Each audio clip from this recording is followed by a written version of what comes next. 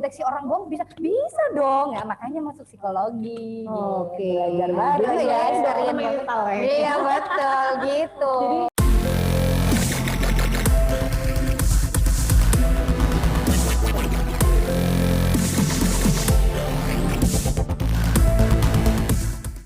Ya, selamat siang semuanya. Hai. Ketemu lagi bareng Mbak Indah dari Nutron Surabaya. Hari ini dengan sesuatu yang berbeda pastinya. Kita ada sharing session, tapi kalau biasanya dengan para alumni gitu kan, dengan mahasiswanya, kali ini ada yang sesuatu yang berbeda gitu kan. Why? Karena hari ini kita bakalan berkolaborasi dengan Universitas Hang Tuah yang terkenal banget dengan kampus Laut Biru gitu kan. Jadi semuanya membiru loh Dek gitu kan. Yang pasti ada sesuatu yang berbeda gitu kan. Kenapa sih kok Nutron Surabaya pada siang hari ini berkolaborasinya sama UHT Kampus Laut Biru? Ya, karena mereka punya sesuatu yang unik gitu yang harus orang-orang pada tahu semuanya gitu kan. Dan kali ini kita akan memilih jurusan psikologi. Kenapa sih Nutron Surabaya juga pilih jurusan psikologi? Karena memang jurusan yang satu ini banyak sekali peminatnya. Baik itu anak IPA ataupun anak yang IPS. Bakalan kita bahas tuntas nih jurusan psikologinya seperti apa gitu ya. Nah, kali ini Mbak Indah nggak sendiri adik-adik, karena di sini Mbak Indah ditemani oleh dua narasumber sekaligus ya kan. Di sini yang pertama nanti ada Mbak Anissa Nilasari SPSI. Ya, say hi dulu sama Mbak Nilanya semuanya, gitu kan. Semuanya. Dan untuk narasumber yang kedua ini langsung dengan dosennya. Nah, ini seperti Mbak Indah bilang kan, langsung dengan dosennya. Jadi nanti bakalan diceritain nih kuliah psikologi itu seperti apa sih? Serunya seperti apa? Nanti akan dibahas tuntas ya. Siapakah nama ibu dosen yang cantik ini? Nanti bakalan kita panggil Mbak aja karena memang masih muda juga gitu kan. Di sini ada Mbak Wanda Ersyanti MPSI Psikologi begitu. Iya, oke ya. Jadi adik-adik buat kalian nih yang kepo-kepo psikologi seperti apa, ya kan? Nah, harus ikutin stay tune aja sampai dengan 1 jam ke depan. Oke? Nah, tadi udah sempet tuh ditayangin kan UHT itu seperti apa, kampus Laut Birunya seperti apa, dan apa uniknya dari UHT ini. Maka dari itu kita langsung tanya-tanya aja ya sama alumninya. Siapa? Kita sapa dulu Mbak Nila gitu ya? Ya. Oke, Mbak Nila sehat? Alhamdulillah. Apa kabar? Baik? Baik. Alhamdulillah ya. Jadi ada yang ada di sini, Mbak Nila ini salah satu alumni dari psikologi UHT gitu ya? Betul. Mbak Nila, biar ini audiensnya juga pada tahu nih, partisipannya juga pada tahu kenapa sih Mbak Nila kok milih jatuh hati nih sama UHT-nya. Psikologi UHT itu apa yang menarik di sana gitu? Oke, boleh nggak sih Mbak saya langsung menampilkan slide-nya begitu? Oke, bakal ditampilkan biar slide-nya. mereka bisa melihat. Oh siap, gitu ya. Biar tahu bedanya kita lihat aja slide yang ini gitu ya. Iya. Oke. Ya, apa bedanya ya? Oke. Banyak yang kepo soalnya Mbak kemarin Mbak gitu. Sih? Kenapa harus psikologi UHT? Kenapa saya memilih gitu ya? Karena memang basically gitu psikologi UHT itu berbeda dengan psikologi yang lain gitu ya. Karena basically memang di bawah naungan Yayasan Nala, yaitu Yayasan Angkatan Laut gitu. Oke, makanya disebut kampus Laut Biru tadi ya. Dan juga kampus Laut Biru Blue Ocean Campus gitu ya. Dan juga basically juga maritim psikologi maritim seperti itu. Psikologi maritim gitu ya Mbak ya. Itu yang membuat beda dengan yang lainnya. Karena memang di Indonesia Mbak Indah ya, itu kan antara daratan dan lautan itu lebih banyak lautan, bener nggak? Betul. Nah, karena kita sebagai negara maritim juga gitu kan. Jadi terlepas dari itu, laut, maritim itu kan berhubungan dengan laut nih ya. Nah, di sana juga pasti banyak nggak hanya secara kita melihat laut itu seperti ini, enggak, tapi di situ ada sisi psikologis orang-orang yang bekerja di laut. Apa sih? Nah, kita mengkaji itu gitu. Jadi juga ya, jadi seru banget benar-benar yang membuat berbeda dengan kampus yang lainnya. Seperti itu. Siap. Jadi ini kenapa? Karena ada basically maritim psychology-nya. Nah, ini yang tertarik nih ya kan. Mungkin biasanya SMA itu ada yang suka dengan taruna-taruna dan segala macam. Nah, itu berarti juga berkaitan dengan itu ya. Sangat berkaitan dengan ini benar. Ya Bu Anda ya. Cocok. Ke laut itu butuh mental yang bagus. Oh betul sekali, karena harus menyiapkan gak hanya fisik. Juga nih Nah betul. asik gitu.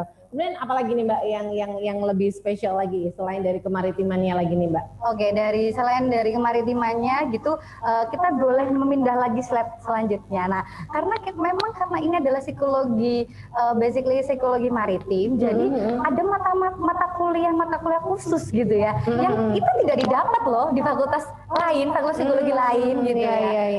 Jadi ada mata kuliah iptek kelautan, ada mata kuliah psikologi lingkungan kemaritiman, dan ini adalah salah satunya yang saya tampilkan, ada mata kuliah psikologi penerbangan kelautan. Itu namanya dulu mata kuliah yang dulu, dan sekarang namanya naval psychology. Oke. Jadi kalau dari mahasiswa aja emang menariknya di sini gitu ya. Iya, Coba kita tanya sedikit ini Mbak Nila. Kalau misalnya dari Mbak dosen kita bilangnya, karena masih muda banget gitu kan, dengan Mbak Wanda. Mbak Wanda kebetulan Bu Wanda ini juga selaku pengampu gitu ya, pengampu mata kuliah ini yang ada di sini. Oke. Mungkin bisa slide sebelumnya. Ini adalah foto-fotonya ya Mbak. Ini dulu sebentar. Ini dulu kita bahas ini dulu. Ini adalah naval psychology berkaitan dengan penerbangan. Ini pun juga sama gitu ya. Sama. Oh, ini adalah sesuatu yang unik ya. Dan itu emang beda, dan di universitas lain meskipun sama-sama fakultas psikologi, tapi ada mata kuliah khusus yang kita tawarkan yang tidak ada di universitas lain. Oke, jadi ini udah klop banget. Jadi dari alumninya juga mengatakan yang sama, dari dosennya juga mengatakan yang sama, dosennya pun juga belajar sesuatu yang unik gitu kan. Oke, asik. Jadi emang kemaritimannya ya Mbak ya. Nah, terus lagi Mbak Nila, kalau tadi kita ngomongin UHT-nya emang keren banget ya. Tadi kalau lihat fotonya ada penerbangan, itu kayaknya juga di belakangnya ini ya, pilotnya ya, gitu, itu belajar gitu ya. Iya. Nah, jadi ini sebenarnya kalau kita ngomongin penerbangan seperti ini tuh, jadi kondisi pilot itu juga dipelajari juga. Iya betul. Jadi psikologinya. Oke, jadi begini, ketika ada mata kuliah ini, awalnya apa sih psikologi penerbangan? Nah gitu kan. Tapi ketika saya belajar, duduk di kelas gitu, diberikan materi-materi terkait dengan psikologi penerbangan kelautan, dan pada saat itu, waktu itu saya masih angkatan waktu itu tahun 2007 itu ada case di mana Adam Air. Adam Air itu menghilang gitu katanya ya, tapi ternyata memang jatuh, dan black box-nya juga bulan Agustus baru ditemukan 2007. Nah, dan ternyata eksiden itu gitu ya teman-teman, adik-adik semuanya itu 70% itu berasal dari human error. Nah, di sini kekhususan mata kuliah psikologi penerbangan kelautan itu membahas terkait dengan human error ketika saat akan terbang, saat akan mengarungi lautan seperti nahkoda, ABK itu semua memerlukan kesiapan bagaimana mereka mental mereka, fisik, nggak hanya fisik ya, psikis juga, mentalnya gimana, apakah ketika kita akan berangkat naik pesawat misal, pasti ada rasa cemas kan, cemas, gelisah, itu yang dinamakan kondisi psikisnya ya, psikologinya gitu ya. Kita membahas itu. Seperti kemarin Sriwijaya Air ya Bu Wanda ya. Nah itu pasti di case-nya mata kuliah ini pasti dibahas. Why gitu ya? Why kenapa Sriwijaya Air itu dia kok bisa dia sampai ada accident gitu. Itu ternyata 70% itu karena human error. Betul begitu sekali, ya. dan itu juga sempat diberitakan juga sih di TV, gitu ya, di media, betul. bahwa emang human error ini kayaknya yang luar biasa deh, Sangat gitu ya, luar biasa, mempengaruhi, influence gitu banget, ya. iya. Oke, jadi itu loh deh yang membuat UHT itu beda psikologinya gitu kan dengan jurusan-jurusan psikologi mungkin di universitas yang lain. Ini kan ada beberapa foto, jadi ini adalah karena basically untuk psikologi kemaritiman yang ada mata kuliah psikologi penerbangan kelautan gitu ya. Nah ini kalian nggak pingin gitu ada di semua, misalkan PKL-nya gitu yang di psikologi lain tuh nggak dapat kayak gini loh. Mereka bisa naik kalau zaman saya dulu gitu banget ya. Kalau zaman saya dulu waktu mata kuliah ini dulu tuh kita ada 2 pesawat gitu. Dibagi ketika PKL tuh ada 2 pesawat, satu helikopter dan satunya itu tim pesawat kasa, di mana pesawat kasa itu adalah pesawat yang dipakai untuk mengangkut gitu ya, membawa para prajurit-prajurit atau tentara-tentara yang akan melakukan perang kayak gitu. Jadi seperti ini Tugas, contohnya gitu ya, tugas dalam kemana tugas. gitu. Nah jadi kayak contohnya ini, coba lihat tuh, pilot dan kopilotnya ganteng banget ya. Seperti ya. Iya gitu. Jadi mereka bisa loh naik. Nah itu mereka bisa naik di pesawat Berinteraksi langsung. Itu sama ada penerjunnya pesawat juga tempur. ya waktu itu ya. Iya, ada Jadi mereka penerjun. siap-siap terjun juga tuh. Kayak gitu. Jadi dan ini mereka juga bisa duduk loh di tempatnya apa namanya pilot dan kopilot gitu.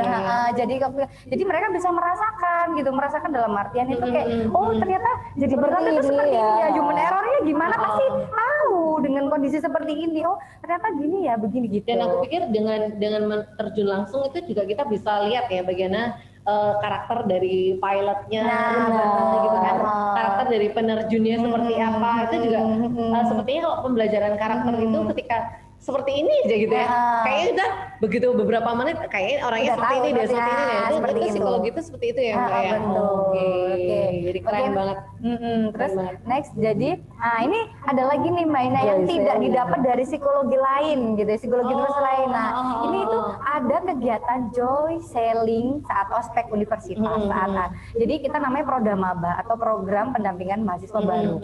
Jadi ketika ospek ini kan 1 minggu ya. Nah biasanya di hari ketiga, biasanya di hari ketiga itu kita ada acara atau kegiatan joy selling, di mana joy selling adalah berlayar.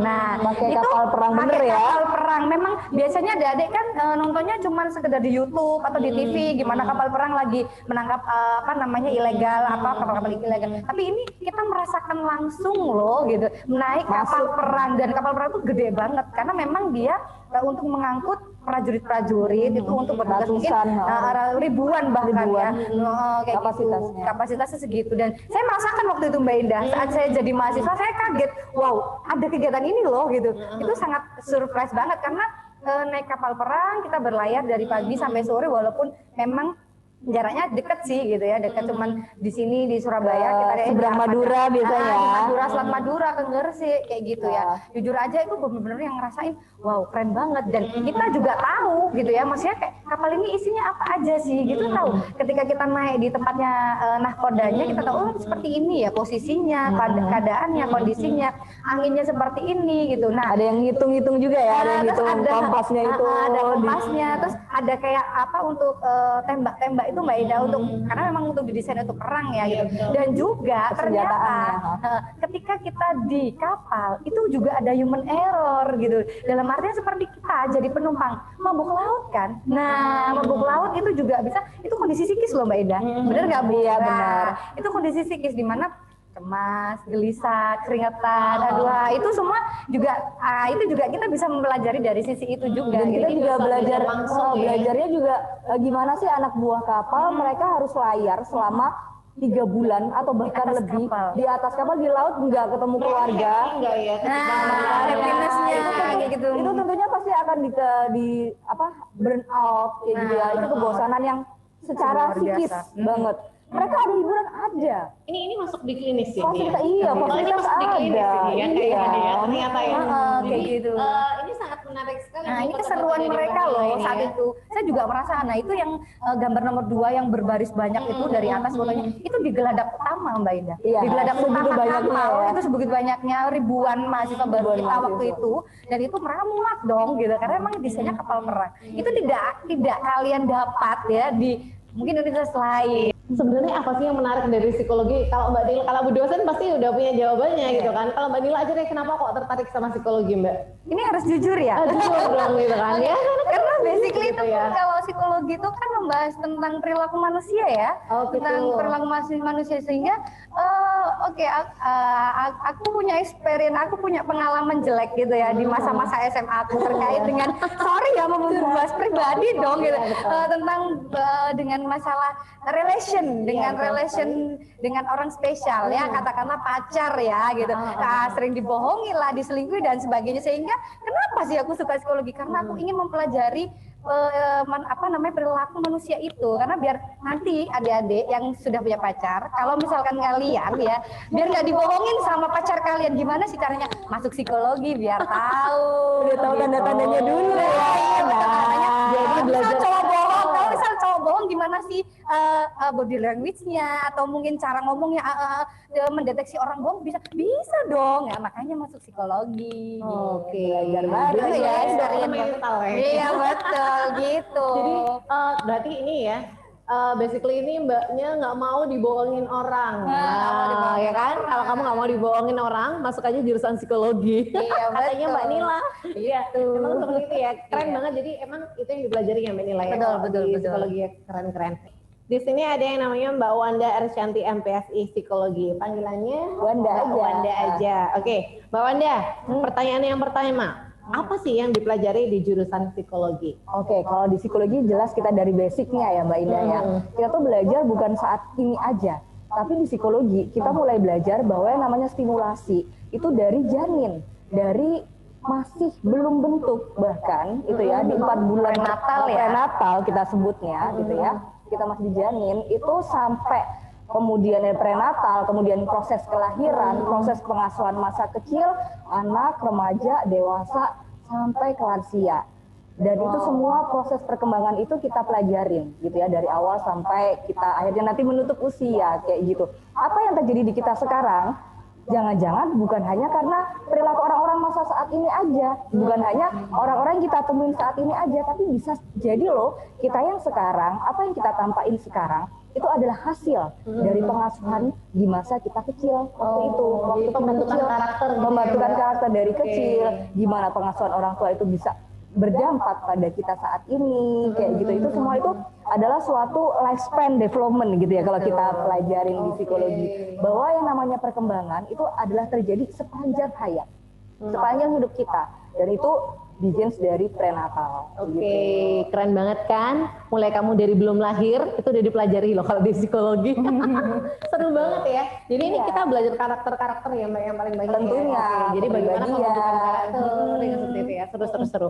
Gimana Mbak Wanda? Untuk peminatannya apa aja nih macamnya? Oke, peminatannya ada macam-macam nih. Yang pertama dari yang tadi saya sempat sebutin itu adalah peminatan psikologi perkembangan. Oke. Ya, jelas banget kan dari perkembangan dari kecil sampai lansia nantinya, kayak gitu. Ya. Kemudian ada psikologi yang disebutin psikologi klinis. Psikologi klinis. Klinis ini Oke. pasti kita juga belajar tentang karakter, kemudian abnormalitas, kayak gitu ya, gangguan-gangguan mental, kayak gitu. Kemudian di sosial, kita juga belajar gimana adanya krisis dalam kehidupan, kemudian kayak bencana-bencana apa yang terjadi, kayak misalnya terjadi bencana, ini ada banjir, ada tanah longsor, traumatic event, human trafficking, itu macam-macam. Child abuse. Jadi berkaitan dengan social life-nya. Social life Sosialnya. gitu. Kemudian ada lagi psikologi pendidikan. Psikologi pendidikan. Pendidikan ini pasti di setting pendidikan ya, pastinya di proses konseling di pendidikan. Jadi guru BK nggak sih? Bisa juga sih, ya, cuman masih gitu luas ya. lagi. Tapi lebih luas ya. Karena kalau sudah ngomongin psikologi pendidikan, oh berarti guru BK nih gitu. Bukan ya, harusnya lebih luas lagi ya. Konselor di macam-macam Ya, juga. kemudian? Oke. Kemudian ada yang kelima, ada mata kuliahnya peminatannya psikologi industri organisasi. Ini kalau adik-adik ada yang kepingin jadi HR gitu ya. Jadi ngerekrut nanti kalau di perusahaan itu adik-adik yang Kayaknya ini melakukan deh. psikotes. Benar nggak? Kayak ini yang Misal yang- kayak nanya, yang banyak benar. Misalkan kayak Gitu begini, kan. mau gaji berapa? Itu yang nanya kita loh. Nanti Iya. kalau kita udah lulus gitu, mau gaji berapa? Pegawai baru masuk, staff recruitment kan gitu. Mau gaji berapa gitu. Itu Iya. kita yang nanya gitu. Serunya gitu emang. Ya.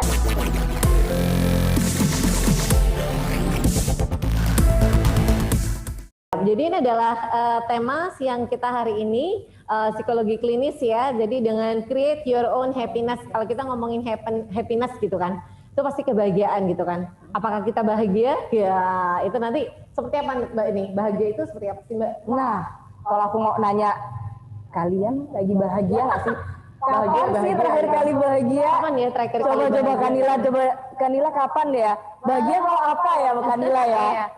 Beberapa hari yang lalu saya bahagia banget karena saya menerima uang dong. Oh dapat uang apa nih istilahnya? Uang saku dari orang tua atau gimana? Enggak dong, uang tunjangan awal tahun. Oh tunjangan awal tahun. oke mantap. Kayaknya seger nih kayaknya kan ya.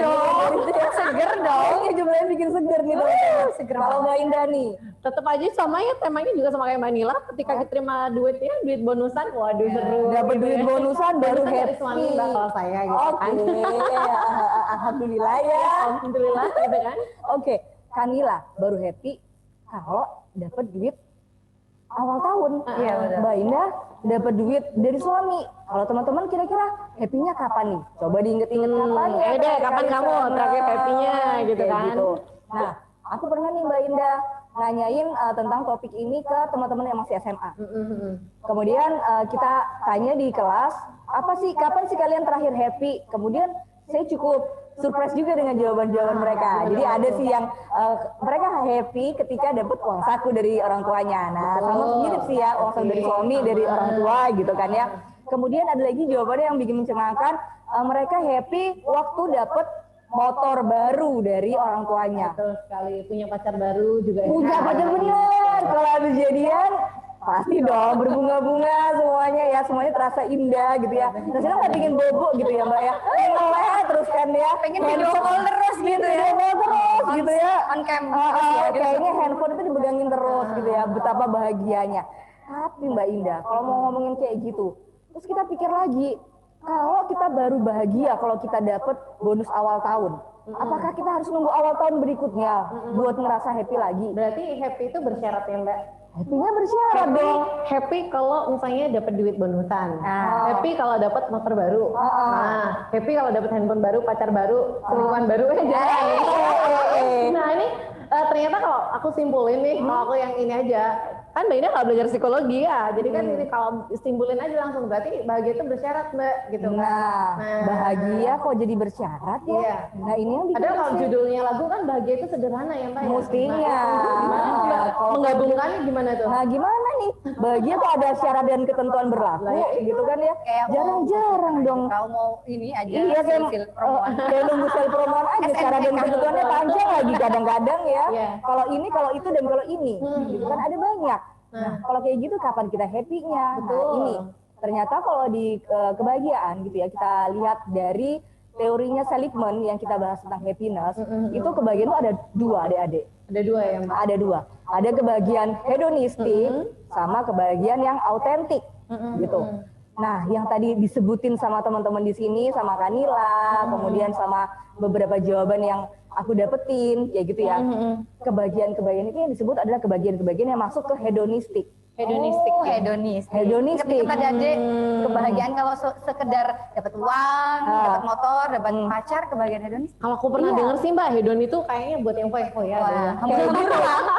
Jadi Iya benar-benar. Jadi di hedonistik ini adalah kebahagiaan yang kita rasain ketika kita memiliki kepunyaan tentang materi. betul. Nah, sekarang kalau kita bahas lagi ya, kita dapat handphone baru, seneng nggak? Seneng dong. Seneng dong, gitu ya. Kalau Kita gratis. beli bulan Januari. Kira-kira bulan April, apakah kita masih bahagia gara-gara handphone kita baru? Itu udah beda lagi gitu. Udah beda ya. Udah beda, Udah bergeser kan? kebahagiaan. Udah bergeser kan? Nah, kebahagiaannya mungkin udah bergeser Maknanya ya. luntur kan jadinya. Nah, benar. itulah yang namanya kebahagiaan hedonistik.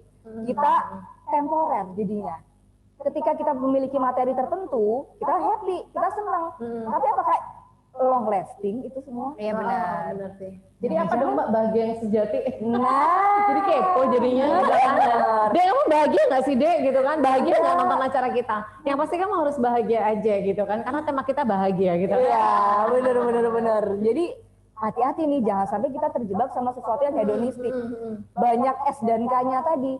Kita baru bahagia kalau dapat sesuatu materi yang kita dapetin. Benar-benar. Dan itu ternyata oke lah, kita punya mobil baru, kita punya handphone baru, kita punya pacar baru, kita bahagia tapi ternyata temporer. Nah, Seligman menjelaskan tentang kebahagiaan yang autentik ini. Autentik ini dia ngejelasin bukan tentang sesuatu yang kita punya aja, bukan tentang kekayaan kita, bukan tentang jabatan kita saat ini. Bukan juga karena barang-barang kita makanan, ya senang emang ya makan boba-boba, mimi boba-boba, terakhir emang senang, tapi ya itu lebih jauh lagi kita tuh harus memaknai momen itu bahagia apa enggak gitu ya. Dan itu didapatkannya dari mana? Didapatkannya ketika kita mendapatkan kekuatan dari diri kita sendiri. Kita paham tentang apa yang kita milikin. betul. Kita tahu plusnya kita apa, kelebihannya kita apa. Nah inilah yang justru akan membawa kita ke kebahagiaan yang autentik. Yang lebih, yang nggak cuma temporer. Gitu ya, ketika kita punya sesuatu yang positif feeling, dan itu kita maintain terus, kita tuh punya kelebihan sesuatu yang beda sama orang lain. Nah itulah yang bisa bikin kita happy terus. Ini kan juga ada poin Mbak tadi itu kalau yang di tipsnya ya, kalau bahagia itu salah satunya adalah banyak mengobrol dengan diri sendiri. Kayak orang gila dong Mbak ya? Enggak ya? Iya, Gimana ini? benar ya? Dikiranya gimana nih ngobrol dikiranya dengan kayak diri orang sendiri? gila gitu, Gitu tak? kan? Tapi nyatanya kalau misalnya di psikologi ada juga transpersonal gitu ya Mbak Ida ya. Oh, itu loh deh. Jadi kalau di Nah, kalau psikologi banyak membahas tentang ini. Diri kita sendiri gitu. psikologi itu bebas ya ternyata ya, bebas banget ya gitu ya. Jadi kita Coba bebas berekspresi ini gitu. ada tips kecil juga ya untuk yang transpersonal tadi. Coba Mbak Ida kadang-kadang biasain di 5 menit aja, atau nggak sampai 5 menit sih, tiap pagi tapi kita tuh ngomong sama cermin, terus kita afirmasi positif ke diri kita. Siap. Jadi bangun pagi, kamu lihat cermin, misalnya Kamu cantik. iya, Wanda kamu cantik, kamu sehat, bersyukur, alhamdulillah gitu. Kamu bisa ngobrol sama temenmu, kamu bisa hibur orang lain, kamu bisa ngobrol di neutron hari ini, gitu ya. Kamu berharga buat orang lain. Itu bisa memberikan energi positif ya. Dan itu bisa balik Karena sugesti. masuk ke kita juga. Jadi saya benar-benar afirmasi ini ya. Jadi ini kayaknya perlu banget deh buat anak-anak SMA yang ada di sini yang beneran yang lagi lihat acaranya Mbak Indah, gitu kan? Kamu pasti sukses gitu kan. Kamu Jadi, mampu. Nah, kamu bisa gitu kan. Jadi menaklukkan segala tantangan yang ada. Misalnya mau di SNMPTN, mau di SBMPTN gitu kan. Mungkin yang lebih kecil-kecil dulu aja Mbak Indah setiap harinya. Setiap harinya. Misalnya Mbak Indah, kamu sehat. Kamu mampu mengerjakan tugas kimia hari ini Bisa mengerjakan tanpa bertanya ke teman-teman, kayak gitu misalnya. bantuan. Sesuatu yang kecil, sesuatu yang realistis, tapi tiap hari kita syukurin, itu akan menjadi afirmasi positif buat diri kita. Kayaknya ini Dede yang perlu di underline juga, bagaimana kita bisa memberikan afirmasi penghargaan untuk diri kita sendiri. Benar. Ya, kita bilang ya. Udah pernah belum sih terima kasih sama jari jempol kita? Oh belum Mbak. Jari jempol kaki. Gitu ya. Padahal kalau jari jempol kita kepelindes ya teman-teman ya. Kepelindes aja lah, bukan kita aja ya. Tantangan aja udah yang Bisa loh seharian kita tuh nggak fokus gara-gara cemut-cemut gitu loh. Gitu ya. Jadi kadang-kadang kita tuh bisa berterima kasih sama badan kita, gratitude gitu. Semakin bersyukur, kesini semakin bersyukur. seru ini kayaknya ya. Jadi belajar psikologi itu ternyata menyenangkan, bebas, penuh ekspresi dan sebetulnya bagaimana kita bisa lebih menghargai diri kita sendiri. Betul. Gitu. Jadi sebetulnya psikologi itu tidak hanya mengenali diri, mengenali orang lain, mengenali karakter orang lain, tapi mengenali karakter diri kita yang mungkin sudah banyak terabaikan dengan segala aktivitas kita untuk saat ini. Benar. Nah gitu. Jadi kalau kita ngomongin kebahagiaan, ternyata tadi kenali diri kita sendiri, ya kan? Ngobrol dengan diri kita sendiri dan memberikan afirmasi yang positif. Gitu ya Mbak Wanda. Ya? Bener. Seneng banget. Adek jangan lupa nanti kalian juga sama ya. Jangan lupa setiap pagi mungkin seperti sarannya dari ibu dosen kita yang satu ini gitu kan, di depan kaca ngobrol deh. Apa sih yang spesial dari kamu dan apa benar-benar Yang hari ini diinginkan gitu hari ya. ini. Nah.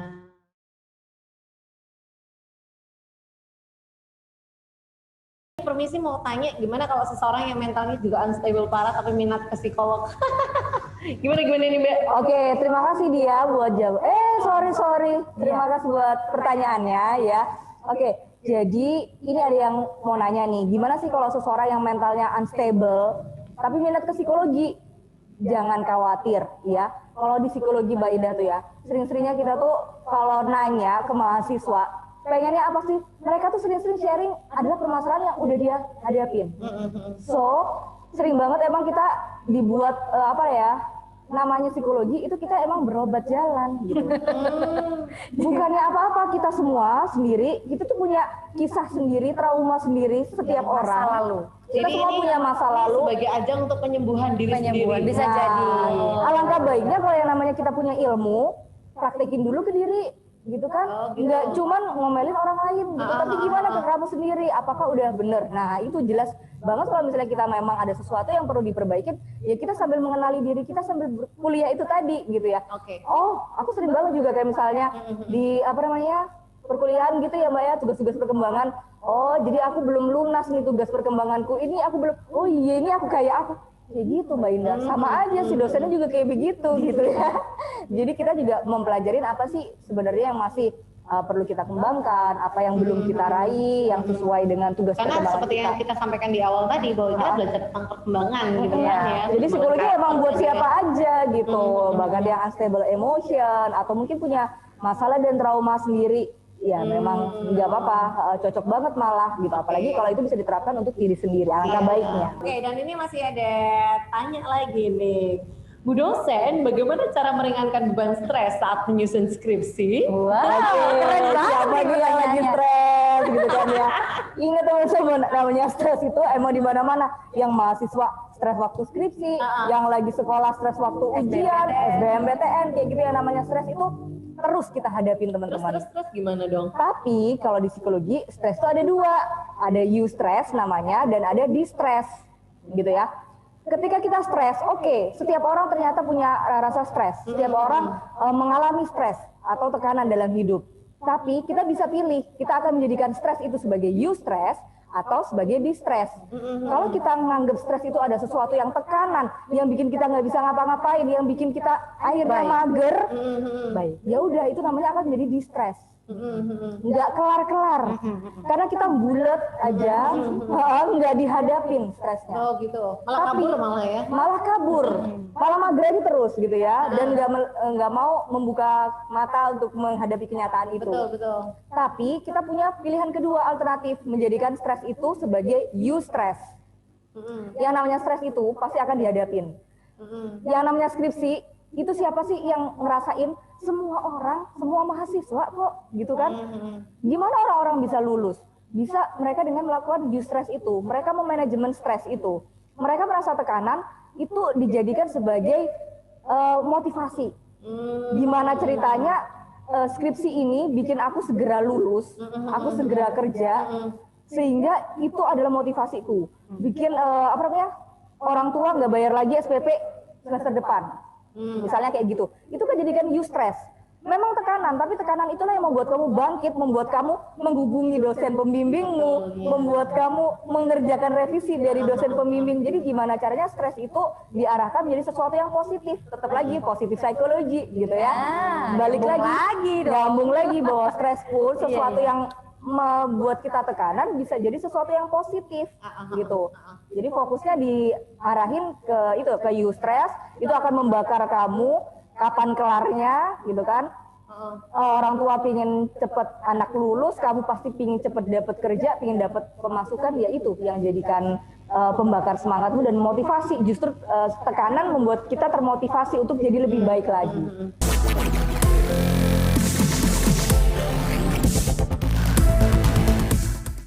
Ini Mbak Ida yang paling penting ya, gimana sih cara masuk psikologi UHT gitu kan. Nah ini yang pertama, ini memang menarik banget ya yang psikologi UHT-nya ya. Yang pertama yang jelas kita bisa daftar online di website UHT dengan pmb.hangtua.ac.id dan pilih Fakultas Psikologi untuk jadi pilihan yang pertama, gitu ya. Dan yang kedua ada 3 gelombang pendaftaran, kita ada gelombang sampai 3 Mbak. 3 gelombang ya. Dan biasanya Januari, April dan Juni kalau nggak salah, seperti itu. Nah dan yang ketiga kita hanya menerima SMA Mbak Indah. Nah ya dan itu jurusannya hanya IPA dan IPS. Mohon maaf untuk yang SMK kami tidak menerima. Bahasa tidak menerima, jadi mohon maaf. Jadi kita memang ada standarnya juga, karena jadi calon ilmuwan psikologi itu kan ini ya ada anunya sendiri ya Mbak, ada syarat-syaratnya dari standarnya juga gitu. Jadi SMA jurusan IPA dan IPS saja gitu. Dan juga nah ini bagi kalian yang orang tuanya itu adalah angkatan laut, nah dapat beasiswa Mbak Indah 50% untuk yang orang tuanya angkatan laut, lumayan kan gitu. Dan juga ada lagi beasiswa bidik misi dari pemerintah. Nah ini juga orang tua juga mendapatkan bidik misi ini dan sudah banyak mahasiswa kita yang mendapatkan beasiswa ini dan lumayan ditanggung. Ya hidupnya juga ditanggung. Ketika misalkan dia ngekos apa tetap dikasih dari bantuan dari pemerintah.